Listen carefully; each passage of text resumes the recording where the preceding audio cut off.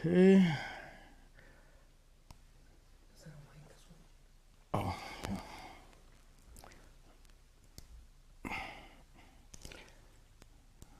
right.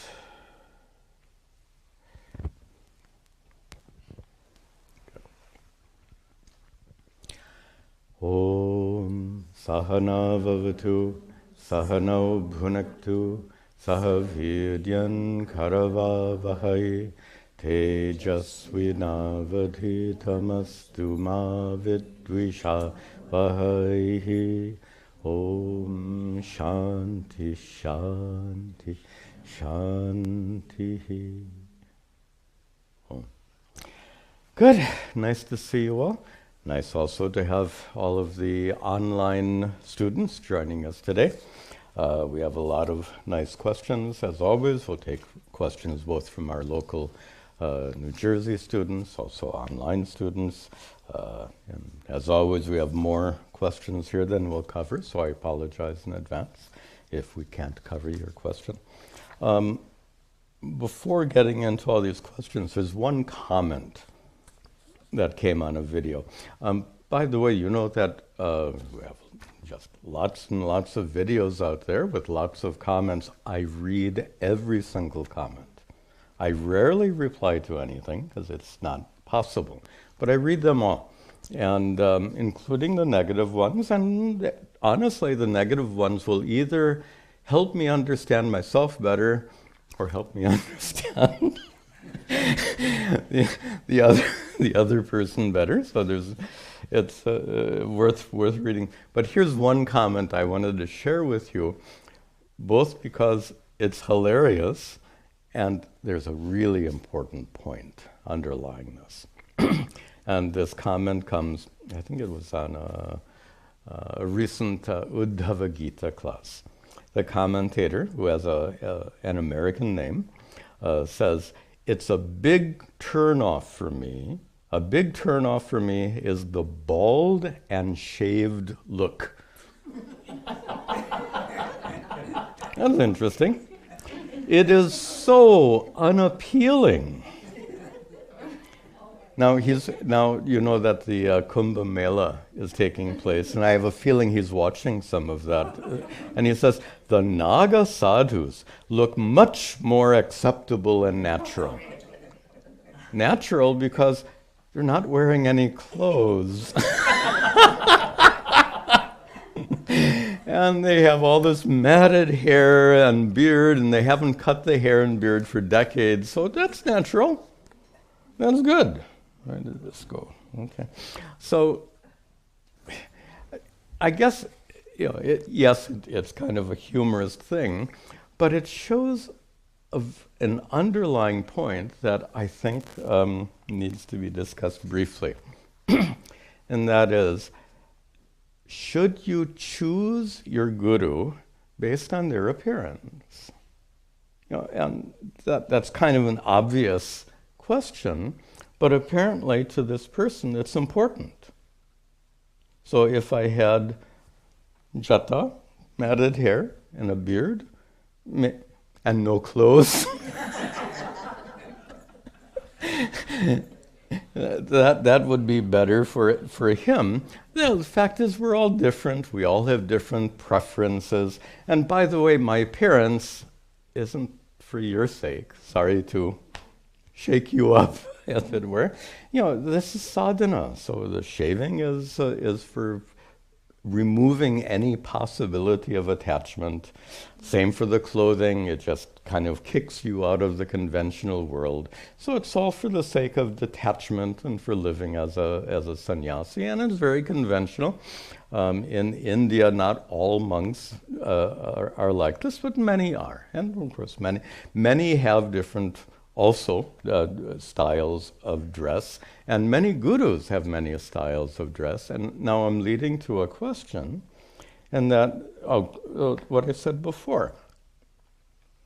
Should you take your guru's appearance into account when you choose a guru? Does it make a difference? Well, when you look at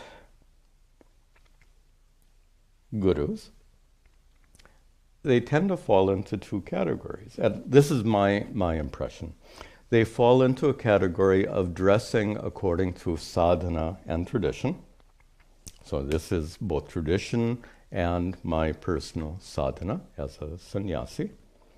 And then there are those, many, who dress in such a way as to convey a particular image. This dress is for my sake. It's not for your sake, as I said. But when you dress to convey a particular image, for whose sake is that? So, this is, think about it. When any guru dresses in such a manner to convey a particular image, what's going on? Doesn't that suggest there's an agenda to be popular? Maybe I would be more popular if I had more hair. That's not the point. For me, the point is not being popular. For me, the point is that everything is sadhana. My teaching is spiritual practice. My parents is spiritual. My whole life is spiritual practice. If I wanted to be popular, I would do many things differently. But what does that suggest? Someone who has an agenda to be popular, doesn't that suggest the absence of spiritual growth? Certainly absence of enlightenment. Anyway, just something to consider. So next time you look at a guru, ask yourself, why are they dressed like that? I find that, because this is my life, I do, and because I'm quite involved on YouTube, I look at pretty much every guru who comes by on YouTube. I look at them. I look at them all. And this is what comes to my mind again and again and again. Why are they dressed like that? Now, if you ask, why am I wearing this particular kind of dress? After I got, during my sannyasa ceremony, after I came out of the Ganga, stark naked, that's the time I was naked, he gave me these clothes. You wear what your guru gives you. It's not that I'm dressed this way to convey an image. Okay, enough said.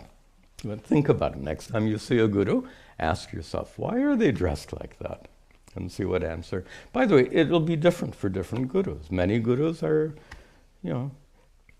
Anyway, that's enough. All right. Here we start. Actually, another personal kind of question. This comes from Jay in New York. He asks, what were your family and friends' reaction to you becoming a monk? Well, it didn't happen overnight, so it happened very gradually. So, in American English, you say, they saw it coming. So, did they disapprove, given your Christian background? None of them were very staunch Christians, so they didn't, very typical in America, who cares? In other places, it might make a difference, but anyway, in America, parents don't generally have that kind of response. What is your relationship like with your family and friends after becoming a monk? Well, family is almost gone. Parents are gone, and my sister is in West Coast. And friends, well, those friends were left behind when this became a full-time pursuit in 1986. How many friends do you have from 1986 and before? You may have, but it's a long time ago. So I don't think I have connection with anyone from 1980s. On the other hand, I have hundreds and thousands, perhaps, of connections with all of my Guru Bhais and Guru Bahens, all the fellow travelers on this spiritual path from 1986 onwards. And I do have connection with them. 1986 was a watershed year for me because it's when my pursuit became full-time, and also it's my first trip to India. And some of the friendships I made on that very first trip to India, they're still close friends. And we spend time together all the time. All right, next. This is Anand, who writes from Canada. Is it mandatory for a Hindu who is not a sannyasi to have children? Interesting. And the answer is, it depends. And it depends both on social and religious and standpoints. Is it necessary to have children? From a kind of a social standpoint, what do you want? As I said, it differs for different people, depends on your goal. If your goal is to be comfortable, it might be handy to have some children to take care of you in your old age, unless you've made other provisions. But Anand is asking from more of a scriptural standpoint, and some of you are familiar with the doctrine of karma and a particular teaching that says that after one has died, the living ancestors perform rituals on behalf of that person who has died, rituals we know as shraddha, offering of rice pindas and other rituals, which are said to convey blessings to that departed soul, blessings which will then result in better rebirth, better, whatever comes after this death will be better. And if that's what you want, you better have children. If you want those blessings that will follow you into your next life, if that's important to you, and many Hindu priests will always give you this information. Of course, they're also the same priests you hire when you do shraddha.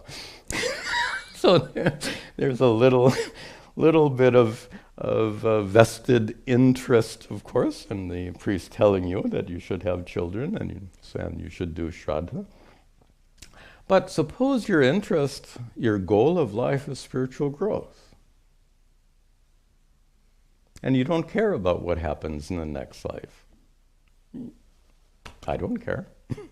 I don't know if will there be a next life or not? I have no idea. According to the doctrine of karma, because of the way I've lived my life, presumably I wouldn't get reborn. And I don't care.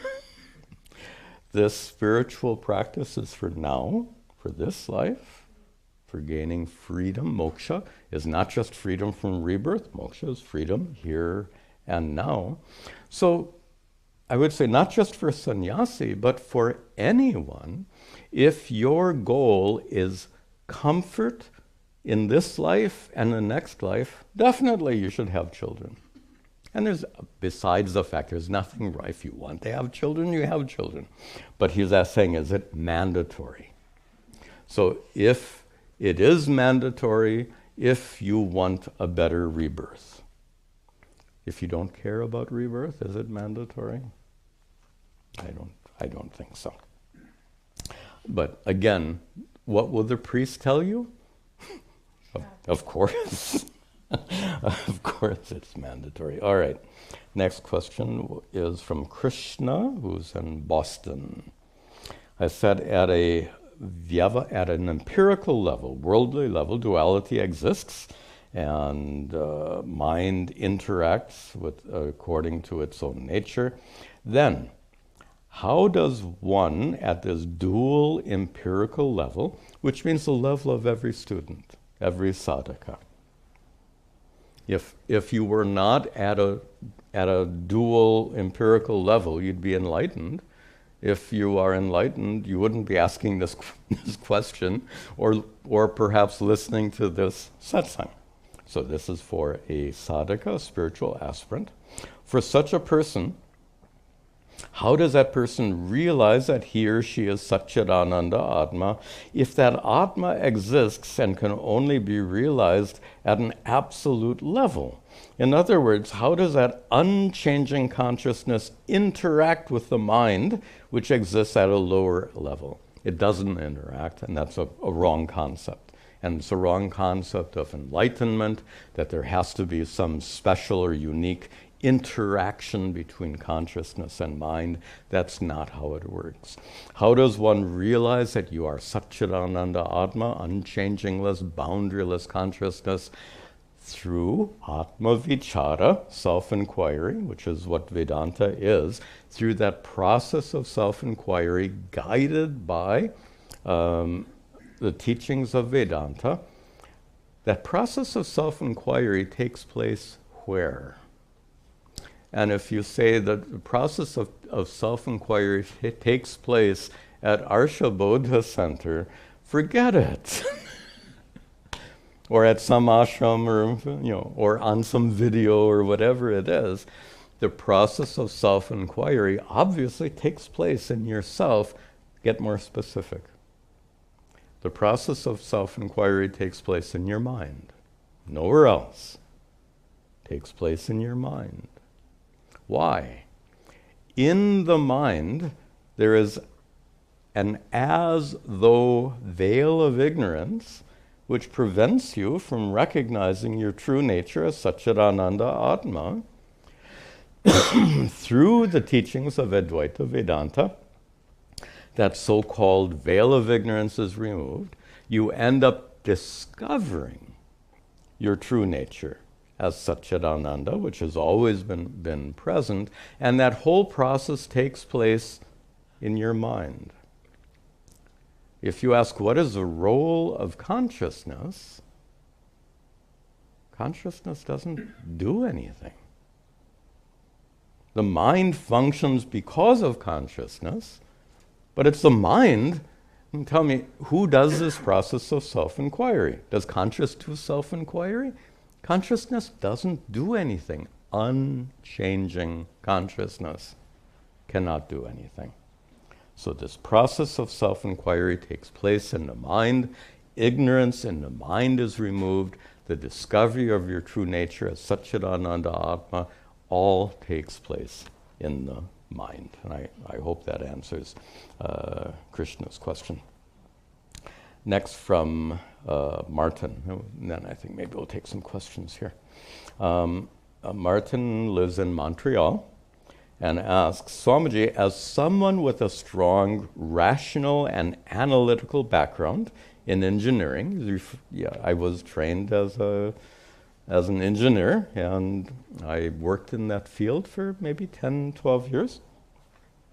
I designed computers when microcomputers were brand new. It was fun.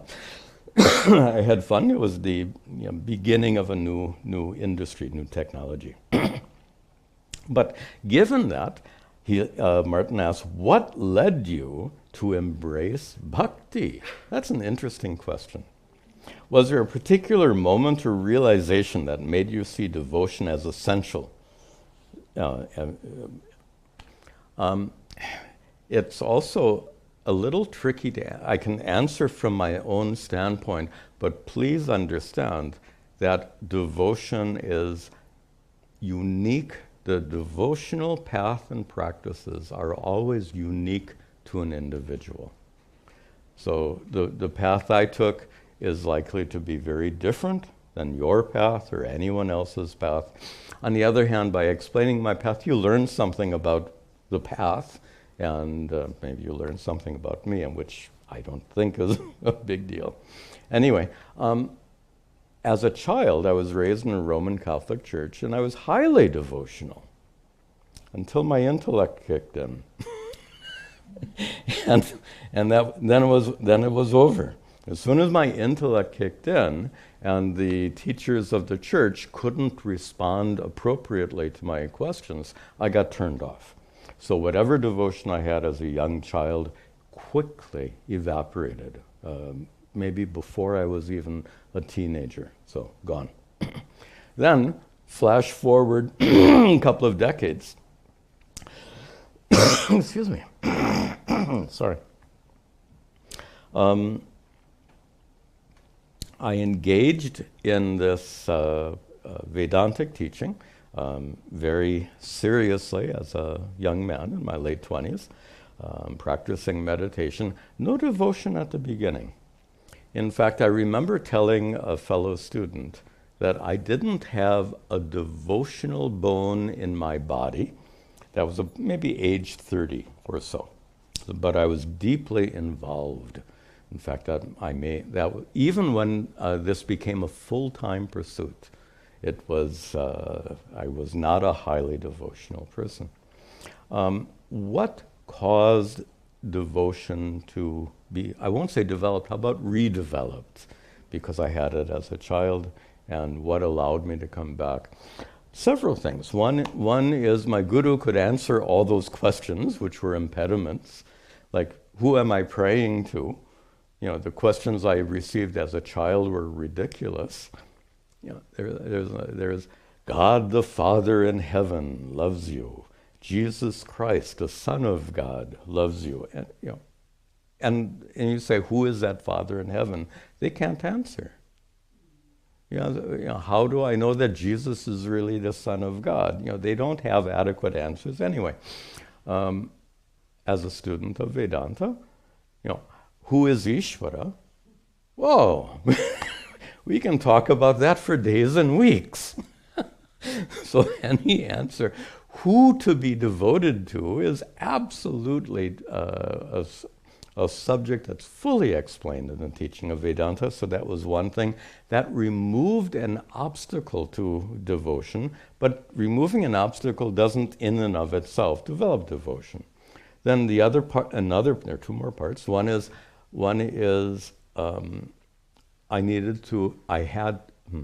I developed a value for devotion.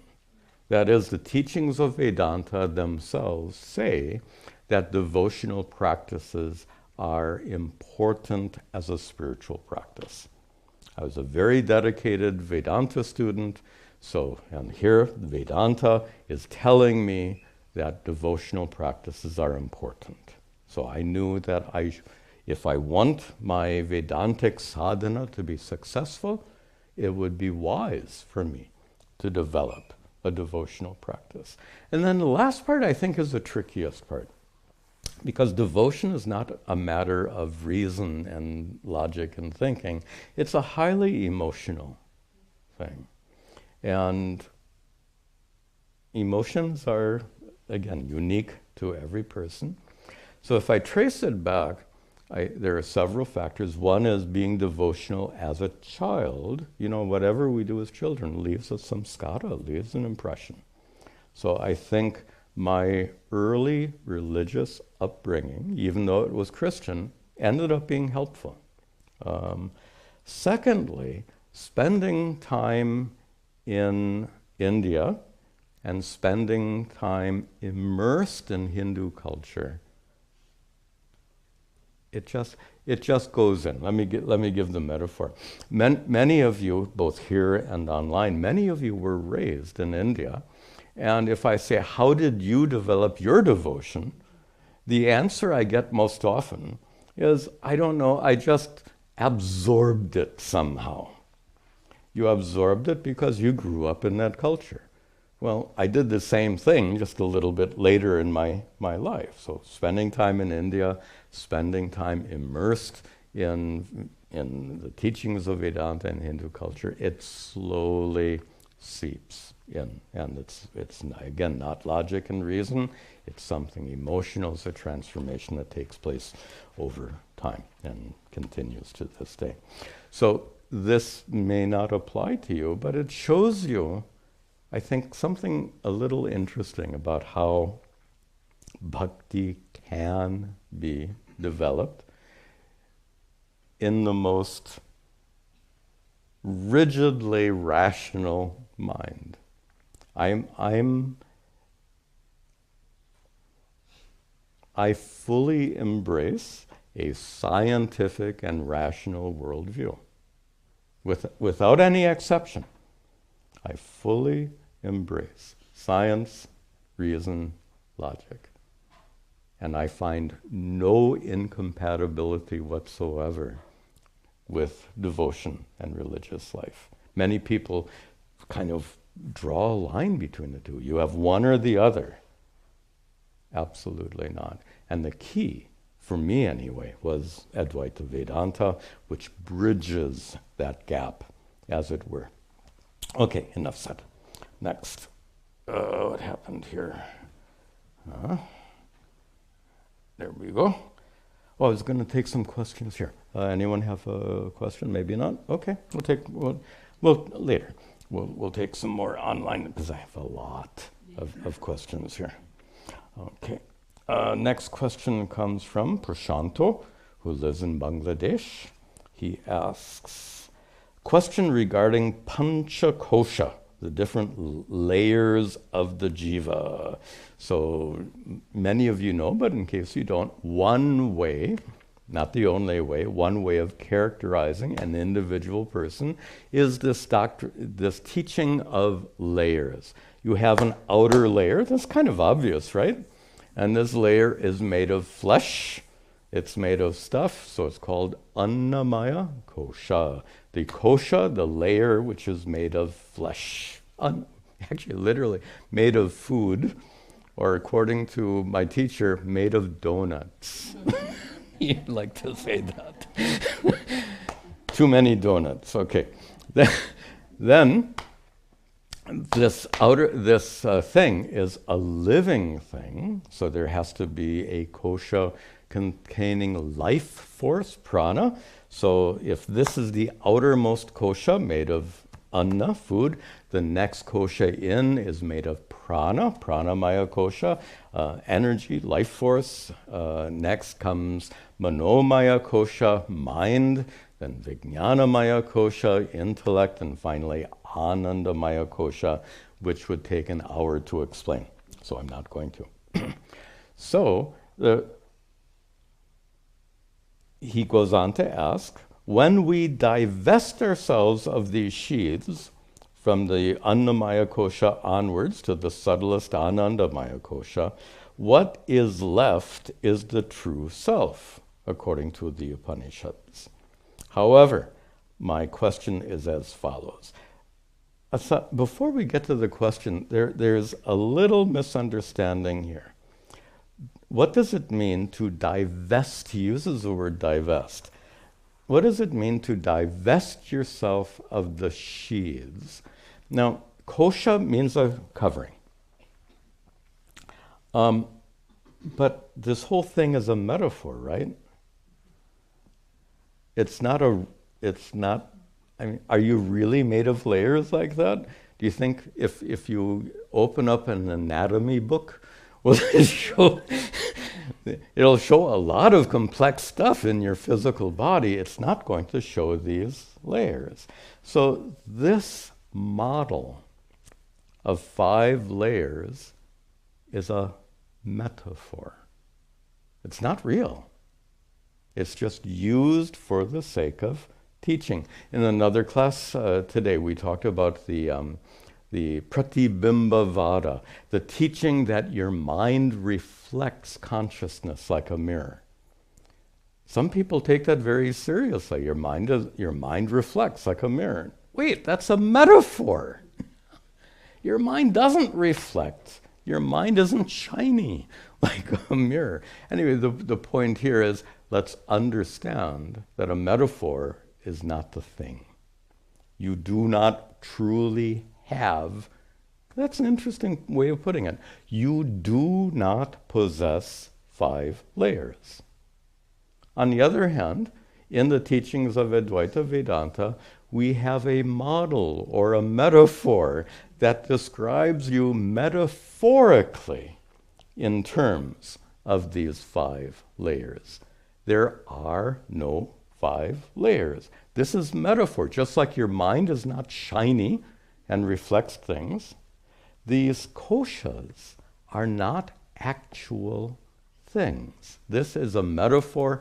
And here, just to go off on a brief but important tangent, you may have heard me say, in fact, I'm sure I've said this in Satsang before, Vedanta's teachings are not meant to impart information. You've heard me say that before, right? What are these 5 koshas? Information? That's not the purpose. It is a metaphor. So the last part of that statement, Vedanta, the goal of Vedanta is not to impart information, it's to guide you on a process of self-inquiry, Atma Vichara. So it turns out that this model of 5 koshas is extremely helpful for that process of self-inquiry. So we embrace it as a model, as a metaphor. There are no koshas, but it's a helpful concept.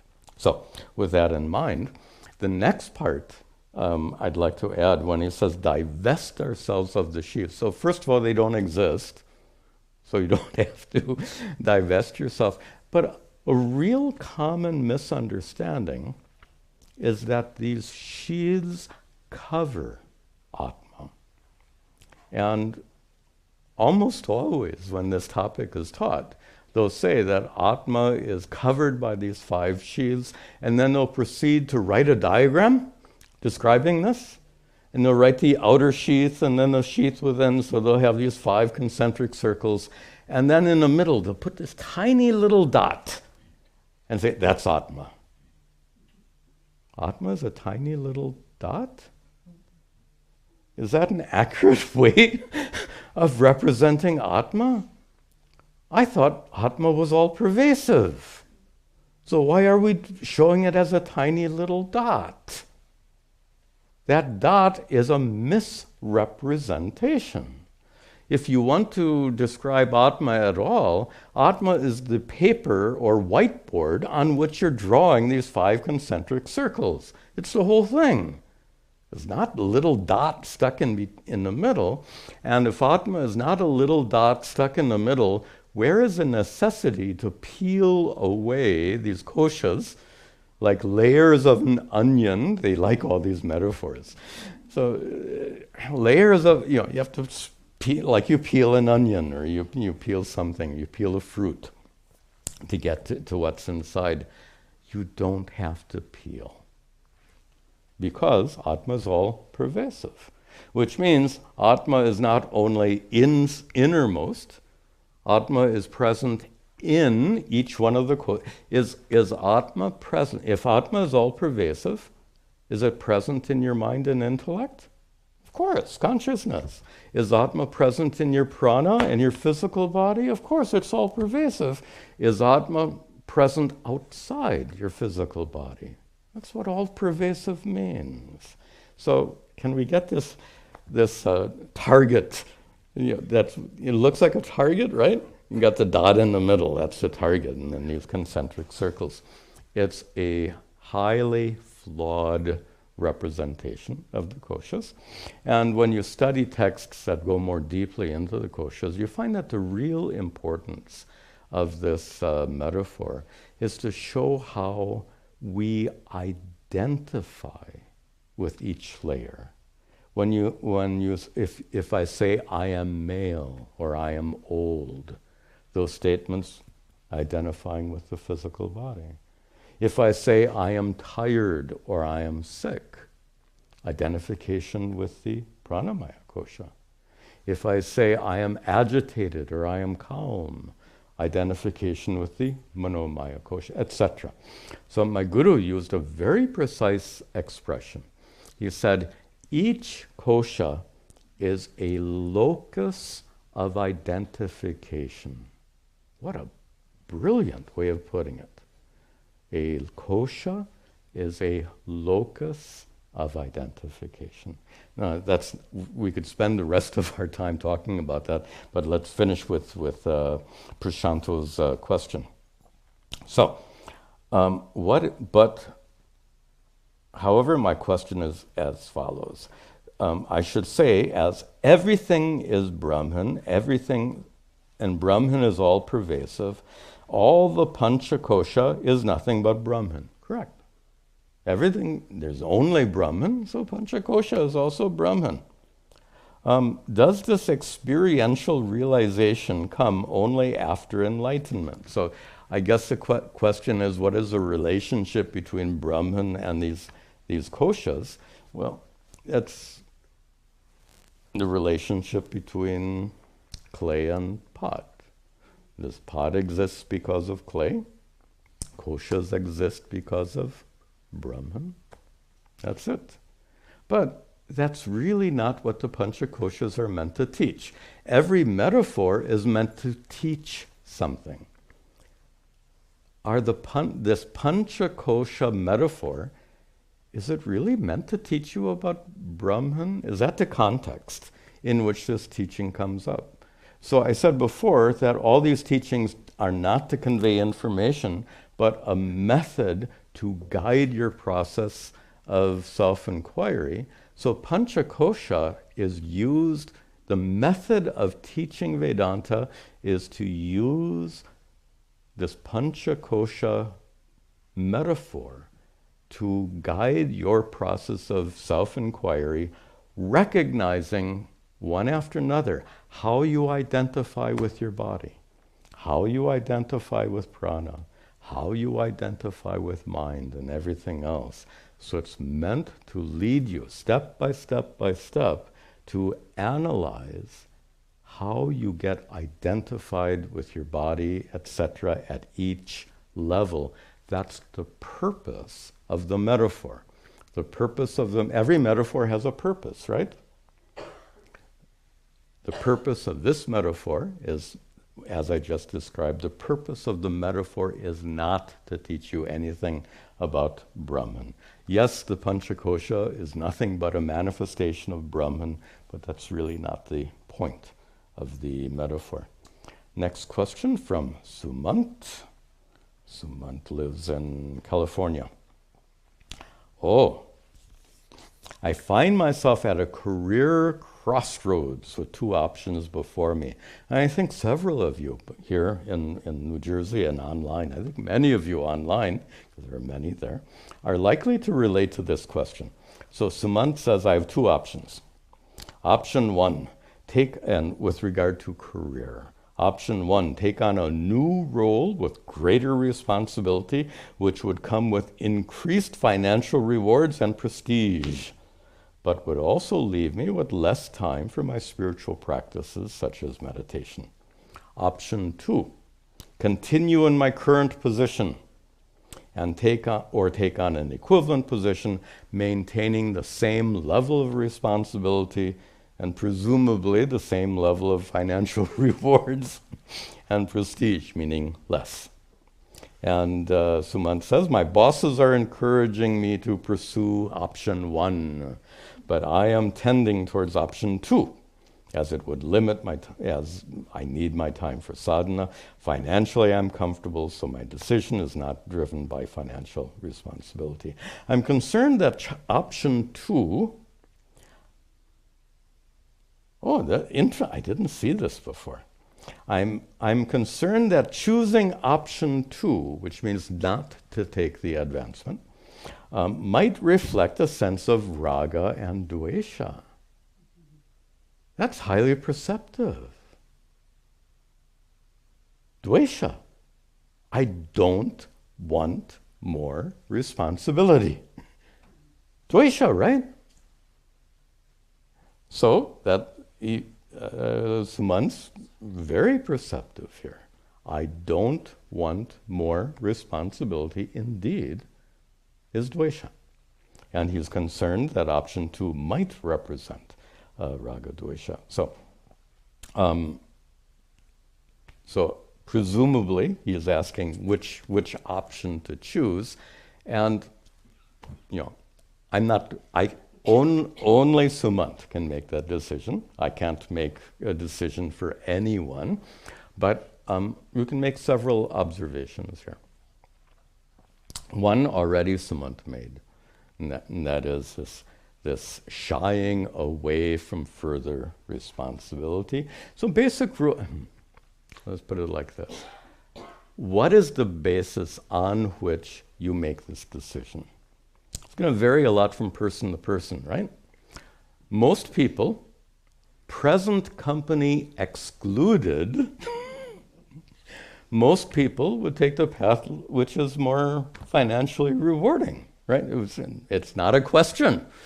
Take more money, more prestige, I'll take it. Okay.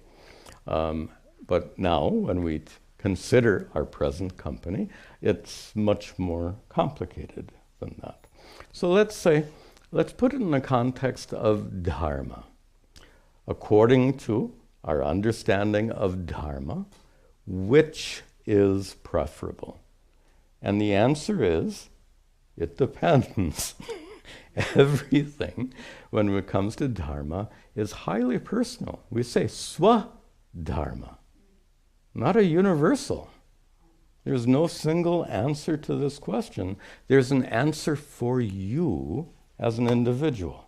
So for Sumant, that's why I can't make the decision for Sumant or anyone. So for Sumant, he has to make this decision for him. And let me just add a few things that can help lead to the best possible decision. If you take on a new role, option one, with greater responsibility, would come with increased financial rewards and prestige. So according to Dharma, what are your responsibilities? So if Sumant has a family, if Sumant has children who are growing and will need to go to college, all of that factors in. He says he's financially comfortable now. Where will you be in 10 years? So just because you're financially comfortable today, what will be your situation in 5 years or 10 years? So that's a factor to consider. And this is how, by the way, Dharma, a good way of representing Dharma, you've seen it's more of a Western symbol. The balance scale, they use it for justice in Western symbology. That symbol I've never seen it in a Hindu context, but it certainly could be used to talk about Dharma. So we weigh, and instead of weighing right and wrong, we're weighing benefit and harm from a Hindu standpoint. So what is the benefit and harm? Because that which is most beneficial is Dharma. That which is most harmful is adharma. So we're trying to evaluate these two options in terms of dharma, benefit and harm. So there may not be a lot of financial benefit now, but what about the future, 10 years from now? And he goes on to say, but it would leave me with less time for spiritual practices such as meditation. Generally, we make time for whatever is really important in our lives. And we are all capable of lots. So I have no doubt that if Sumant has that value, and he does, Sumant having that strong value for spiritual practice and meditation can certainly find time to continue his meditation practice, even taking the new position. Final observation about the new position is this. If you're concerned about spiritual practice, suppose your new position was undertaken with the attitude of karma yoga. You're working more. This is, by the way, sounds like a bad joke, but we'll make it. The karma yogi looking at more work, the karma yogi says, more work, more sadhana. Because karma yoga really converts ordinary work into a spiritual practice. So I would just suggest to Sumant that he spend some more time cultivating the attitudes of karma yoga. And then finally, option two, or is it better for me to continue in my current position, take on an equivalent position, maintaining the same level of responsibility? And Sumant answered that question already, and that is, if you are refusing the new position because you don't want more responsibility, that's dvesha. And Sumant answered that question himself. Okay, next. Amar. Amar asks, what is the difference between Atma Jnana and Atma Bodha? Jnana means knowledge, bodha means knowledge in this context. These words can mean so many things in different contexts. But Atma Jnana and Atma Bodha are synonyms, no difference whatsoever. Then, next question. Interesting to get a question from Ahmad. Nice. Who lives in Vancouver, Canada. And he asks, if someone gets enlightened while alive in this life, they have had to have broken through the paradigm of karma. They have woken up from the dream. Correct, absolutely correct. Free from karma. If you get enlightened in this life, free from karma. However, what happens to their karma moving forward? Isn't it virtually impossible to stop generating karma? Problem one is the enlightened person still has to eat, and therefore eating is karma. Or even if they're generating good karma, correct, okay. If they are still generating karma by the virtue of mere existence, wouldn't it contradict Ishvara's laws of karma if the enlightened person doesn't have to reap the results of those karmas in a future life? So this is a good question about the relationship between enlightenment and a doctrine of karma. And there's a little complexity here, which is often not understood.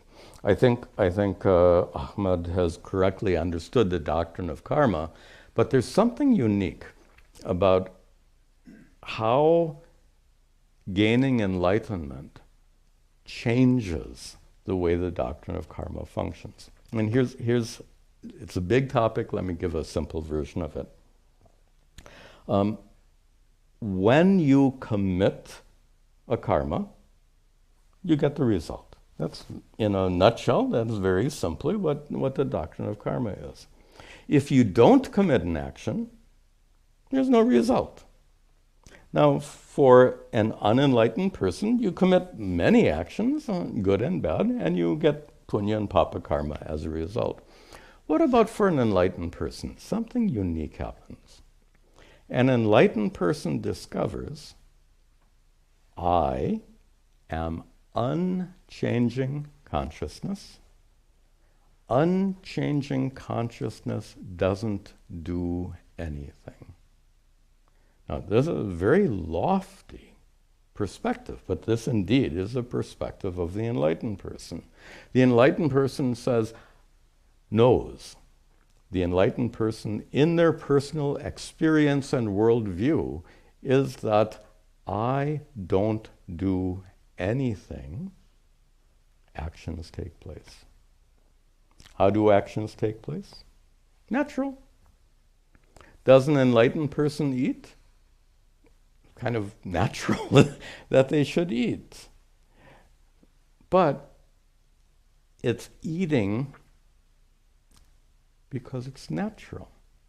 It's not driven by human will. So an enlightened person acts, an enlightened person does nothing, and I'm afraid this, as I said, this is really a big topic, so let me stay with the brief version so we can see a few more questions before we conclude. So, very briefly, and without explaining all the technicalities, the enlightened person knows, I am unchanging consciousness. Therefore, the enlightened person technically does no action at all.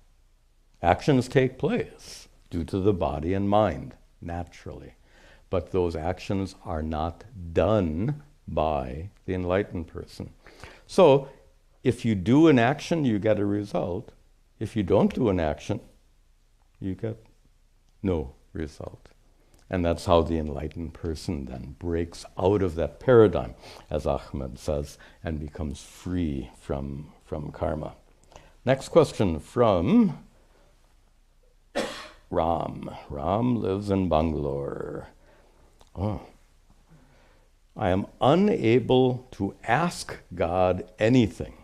during my many temple visits while accompanying my wife. So they go to the temple each evening or sometime, and wife will, a typical Hindu prayer is, "Hey Bhagavan, please take care of my husband, take care of my family, take care of my sons, take care of my daughters, take care of my family, it goes on and on like that." And there's nothing wrong with that. And in fact, Ram acknowledges there's nothing wrong with that. He says, "I have a strong belief in karma theory. I take ownership for my past karmas. And at times, I think," but he's going back, his point is, he's not able to ask. Like wife is praying, he's not able to do that. And he says, "At times I think it might be my ahankara in the sense of ego, let me say pride. At times I think it might be my pride not to ask Ishvara for anything else like others do. You mentioned before that karma theory is also belief, not verifiable. If so, my assumption falls flat, then I stand poor for not asking God." Okay. This is actually a question about devotional practices. And if I ask you how many different devotional practices are present in the Hindu tradition, oh my gosh, so many. And not all of those devotional practices involve, "Hey Bhagavan, ye de do, ye bhi de do." Give me this, give me that, etc., etc. Not all devotional practices are like that. Further, devotion is a highly personal thing. So one thing that I would definitely tell Ram is what works for his wife may not work for him. That's okay. In fact, I think he's doing very well that he's joining his wife going to the temple each day. You could tell her, "You go, I'll just stay here and watch TV." He doesn't do that. He goes with her. That's wonderful. And you can be at the temple and just let your mind be a little quiet and just immerse yourself in that sacred environment, or not, depending on your mood, depending on what works for you.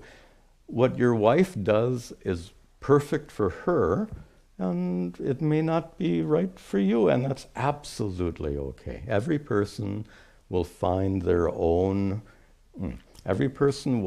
devotional practices that suit them individually. And the fact that Ram is going to the temple every day is really a good thing. Next question from Amit, from India. If a person gets enlightened, they will be free from compelling karmas after death. They'll be free from karma after death and not be born again.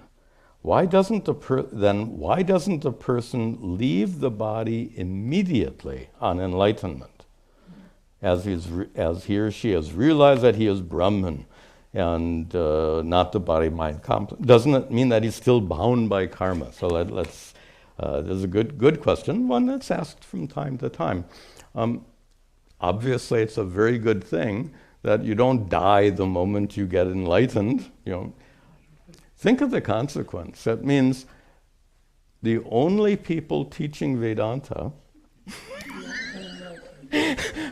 will be those who are not yet enlightened, because after the others who have gotten enlightened, they've all popped off. So fortunately, that's not the way it works. And the answer to this question has to do with a little technical detail about the doctrine of karma, which says that there are 3 kinds of karma. One is the karmas you do here and now in this life. We're not talking about past karmas. Whenever anyone talks about karma, it almost always, the context is in my purva janma, in my past life. Well, wait a minute.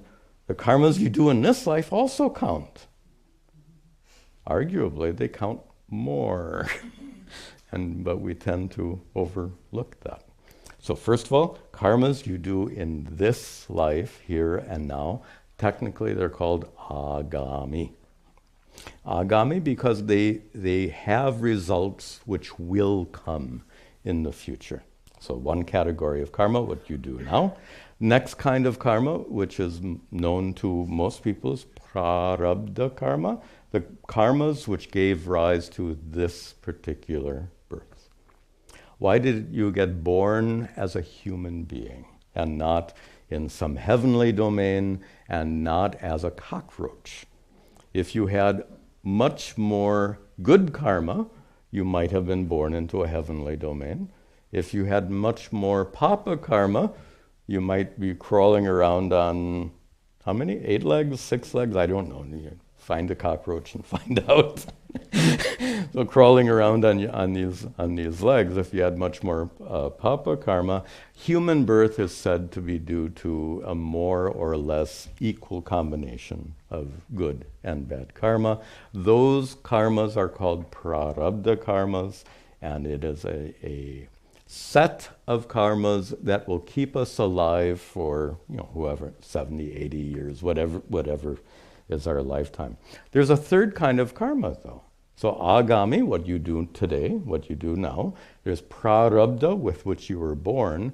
And then there's the accumulated karmas over an infinite number of prior lives, and in an accumulation which is called sanchita karma.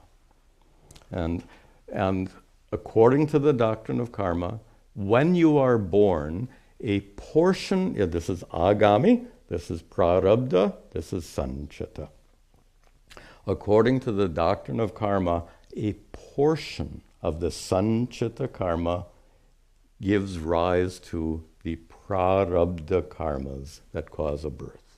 So you can think of prarabdha karmas as being a portion of this sanchita karma. Now, with this definition, we can answer this question about the relation, what happens to karma for an enlightened person.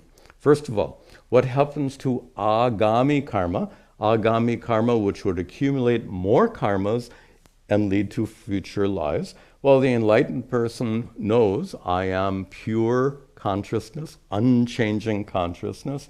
Therefore, we just talked about that in prior question. I don't do anything. Actions take place. I don't do anything.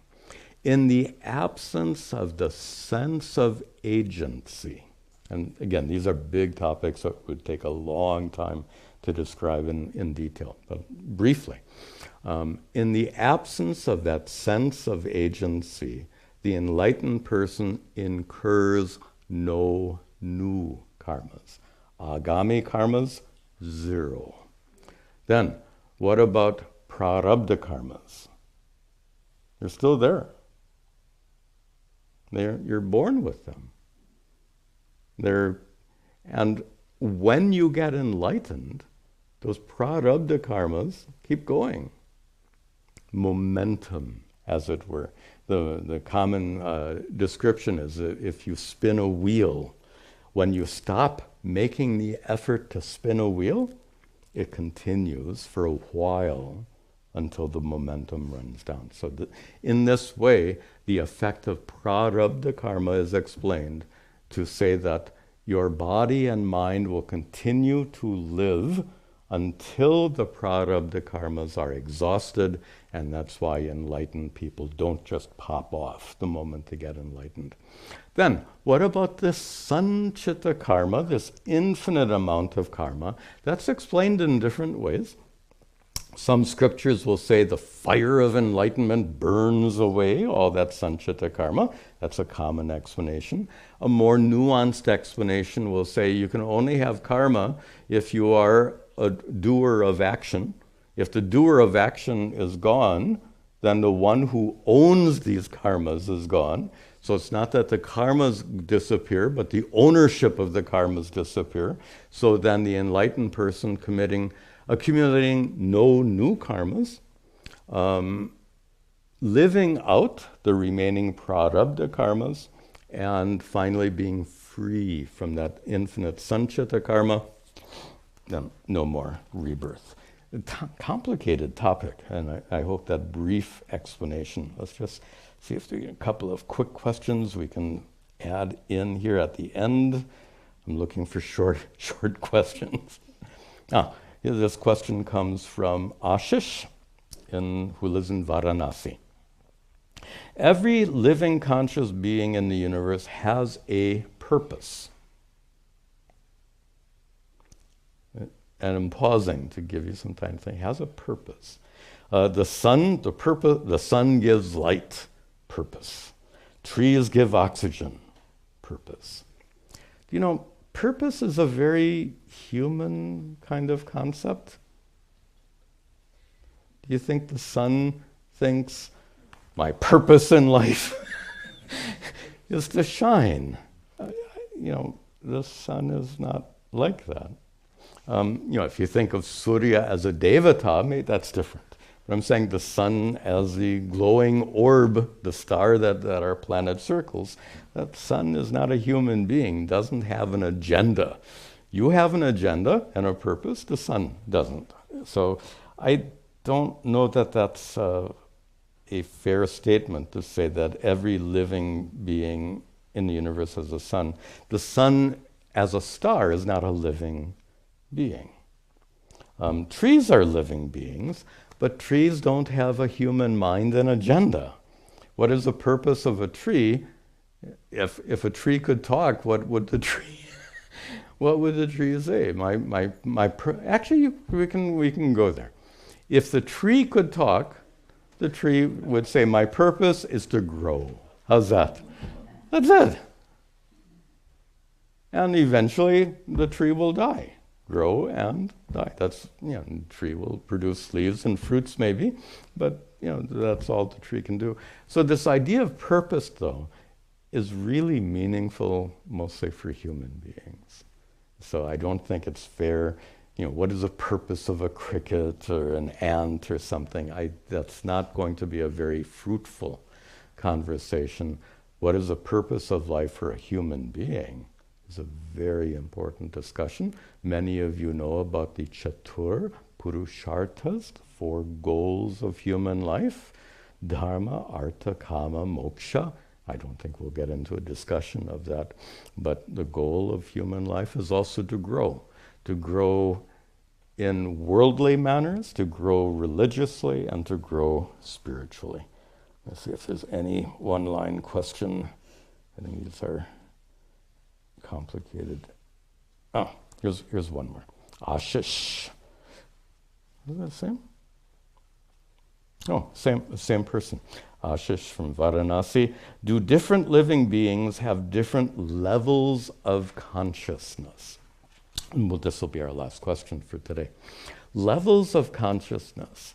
And there's a language problem here. What do you mean by consciousness? And depends on who you ask. If you ask a medical doctor in the emergency room, the doctor will say, this patient is unconscious. If you ask a Vedantin, the Vedantin will say, consciousness is all-pervasive and a fundamental reality. These are entirely different definitions of consciousness. So let us then adopt a Vedantic definition of consciousness. Consciousness is a fundamental reality because of which you are a sentient being, and it is unchanging. So unchanging consciousness is a fundamental reality because of which beings have sentiency. But then, there are no levels of consciousness. There are levels of sentiency.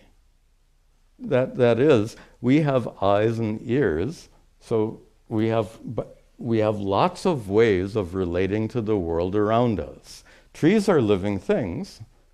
They don't have eyes and ears, so far as I know. So which means they're living, but they have less of a way of interacting with the world around us. So there are levels of interaction, levels of sentiency.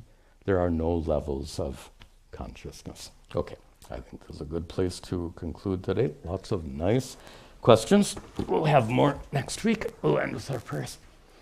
Om Sarve Bhavantu Sukhinaha Sarve Santu Niramayaha Sarve Bhadrani Pashyantu Ma Kaschad Dukkha Bhag Bhavet Asato Ma Sadgamaya Tamaso Ma Jyotirgamaya Mrityorma Amritangamaya. Om Shanti Shanti Shanti Om Tat Sat. See you next time.